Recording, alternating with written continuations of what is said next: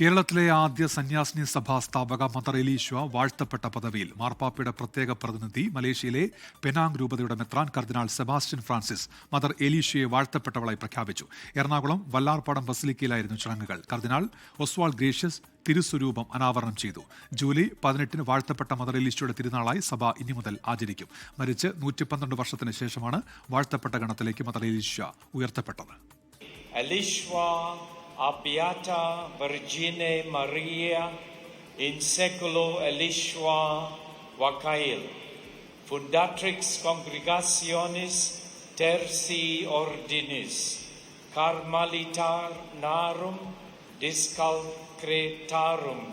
ലോകത്തെവിടെയായാലും ഏത് സമയത്തും 24 വാർത്തകളും ഓഗ്മെന്റഡ് റിയാലിറ്റി പാക്കേജുകളും എക്സ്പ്ലെയിനറുകളും വിശദമായി കാണാൻ ഞങ്ങളുടെ യൂട്യൂബ് ചാനൽ നിങ്ങൾക്ക് സബ്സ്ക്രൈബ് ചെയ്യാം.